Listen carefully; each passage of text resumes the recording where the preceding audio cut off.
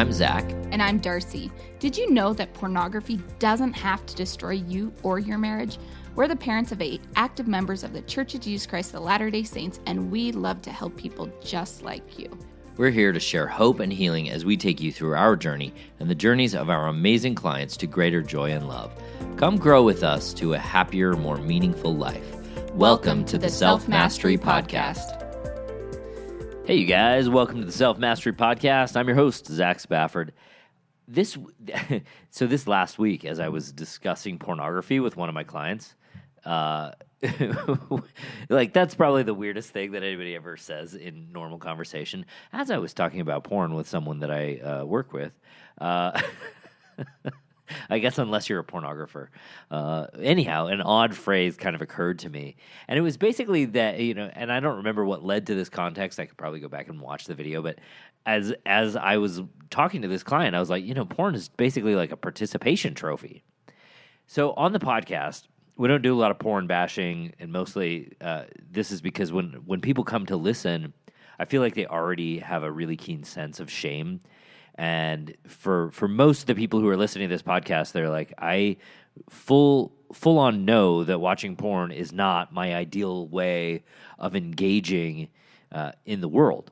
And I think that this is hopefully I don't want anybody to come away from this, thinking, well, Zach's a jerk. So, if you feel like I'm a jerk here, I'm sorry, because that's not my point. But I want to kind of walk through this idea, concept that's kind of been bubbling around in my head for a little while, is, and it's really based on, how effective pornography is at engaging people and drawing them in. So let me tell you what I mean.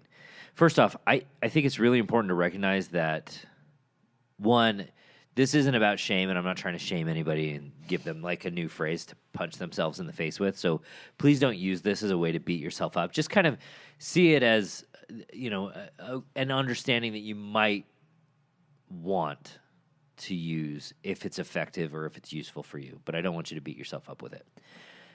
So I think so moving on to really the topic, which is, I think it's really important to recognize that validation is one of the most highly sought after interactions that almost every person in this world chases. Almost everyone that is looking for validation. We look to others to validate our views. This is why we see this kind of ever narrowing of our social media spheres of influence.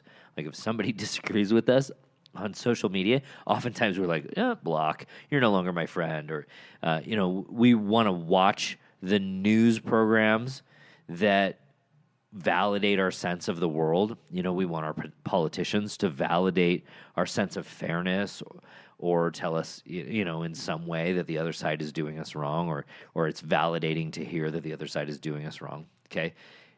And closer to home, we want our partner to validate the view that we have of ourselves as maybe a good spouse or a good partner or a good parent, maybe a good lover. Why else would you ask, how was it? You ask that after dinner or dessert or, after sex or whatever it is. That's why we ask that question. We want somebody to tell us, hey, it was great. We want validation for a number of reasons. Most important among them, it feels good. This is part of the reason why when we ask our spouse if they want to make love and they say no, it can be some of the most disorganizing, frustrating, and invalidating words that our spouse can say. When they say no, however it is that they say no to us, it can really feel personal. It can cause us a lot of worry and feel like we aren't enough. It might even feel like our spouse is rejecting us. So many of us feel even worse, right? Because we might have put all kinds of efforts to make the rejection less likely by maybe cleaning the house and putting the kids to bed or, whatever we think might help our spouse, say yes and maybe keep them from being able to say no. I know there's lots of us out there. I used to do this. I would, make sure the dishes were done and, make everything just right. And then she'd get a back rub and all kinds of things to make sure that yes was really the only possible answer that Darcy could give me. And so that makes it even worse when they say no after that. And I think this kind of desire for validation, especially the validation that says I'm okay or I'm enough, then shows up sometimes maybe as neediness. You know, I have a client who would view pornography, and then after he viewed pornography, he would tell his wife, and then he would kind of mope and pout, you know, just kind of beating himself up, and he would do this until she had sex with him. And, you know, he connected her having sex with him as a revalidation of himself into a person that was worthy of participating in their family life. So all of these kinds of ways that we go about getting validation have kind of pointed me at this idea, this thought. And as I've thought about pornography and its capacity to draw people in, although this is really not the only reason that people view porn, it just seems to me that one really clear reason why people choose pornography is that it always validates them. Like, always. I just kind of want you to think about this, right? You've never gone to Google, right? In your moment of, okay, I'm going to look at porn, you've never once gone to Google and typed in whatever it is that you search for. It could be anything. You know, just right now, quietly, if there are people around, be like, okay, this is what I search for. Because it's a real thing, right? Whatever it is you search for, that's what it is. And it's real, and it's like, okay, this is my thing. And you've never once, not ever, typed that in to your computer or your phone or your tablet or whatever it is you're searching on, and Google or whatever platform you're using to find pornography goes, you know, I'm not feeling it tonight. Can we maybe just try tomorrow? Right? Like, the internet has never said no to you. Porn has never said no. Pornography is, especially I think in today's day and age, always on. It always says yes. It is willing to try anything that you might want to try. And it doesn't matter what it is, right? Like, you type it in and the internet will be like, here you go. You know, it likes the things that you like. It believes in what you believe. And it wants to please you. And I want you to think about this. The face that pornography makes whenever you're watching it is essentially one of desire. Always desire for you.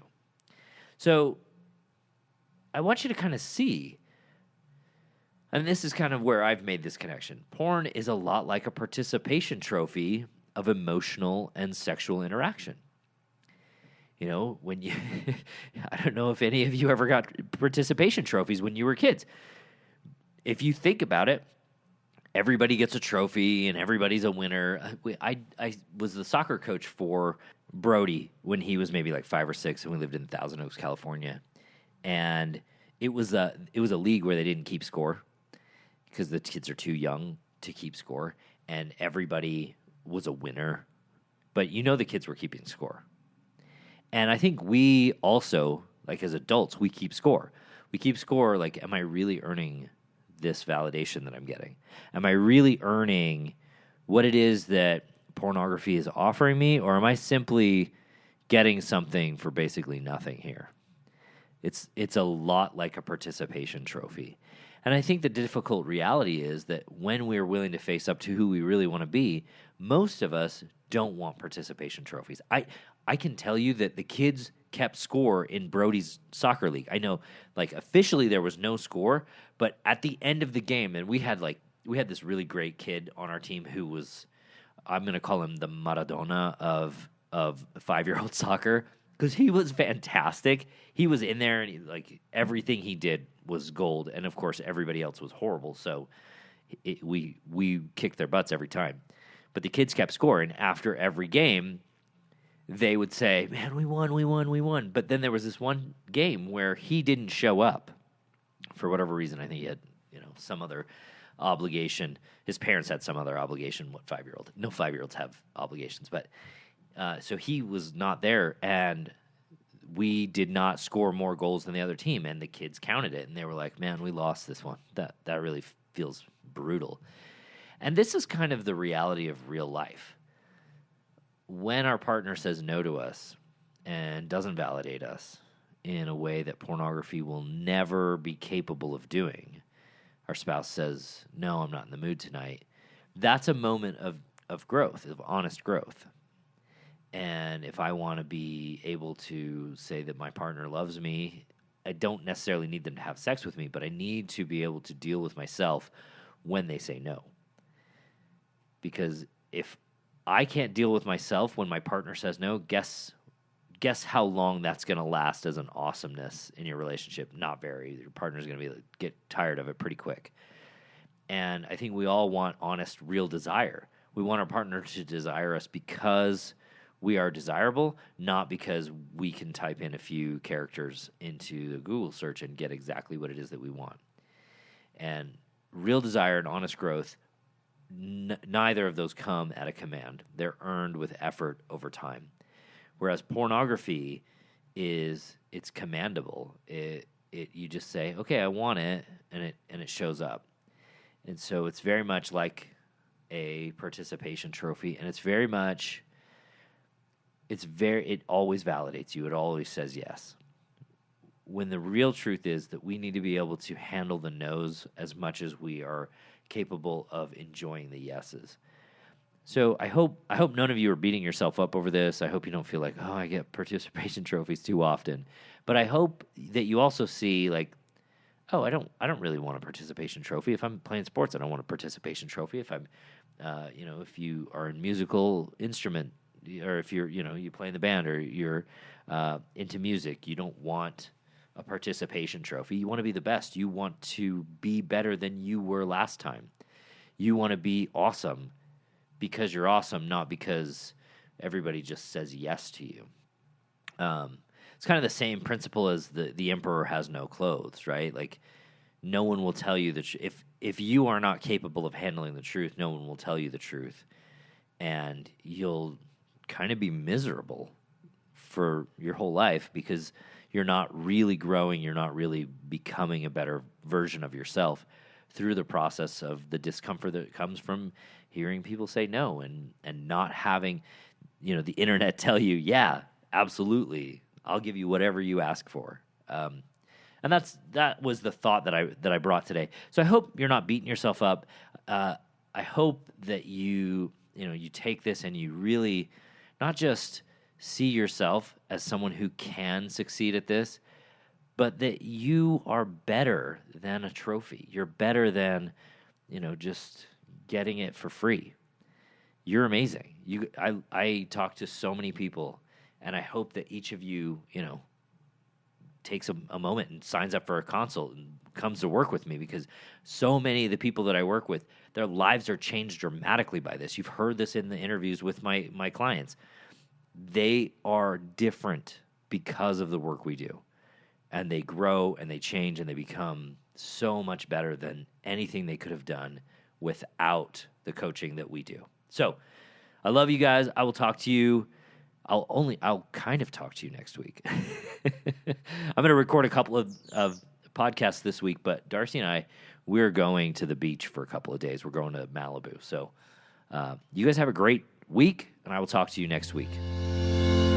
Thanks for listening to the Self-Mastery Podcast. Every day, Darcy and I work with amazing men and women to remove pornography from their lives and relationships. If you're ready to take the next step in your journey, let us help you. Sign up for a consult at zachspafford.com/workwithme, and you can set up some time for you or your spouse to meet with me or with Darcy, and we can help you get started on your self-mastery journey.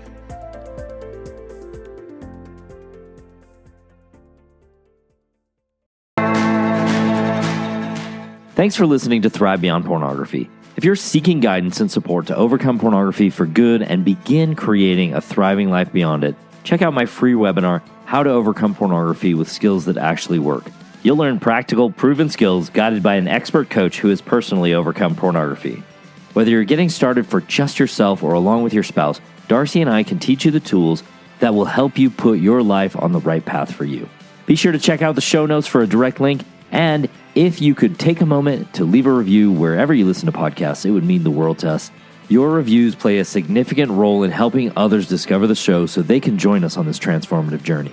Thank you for being part of the Thrive Beyond Pornography community. Until our next episode, stay strong, stay focused, and keep thriving.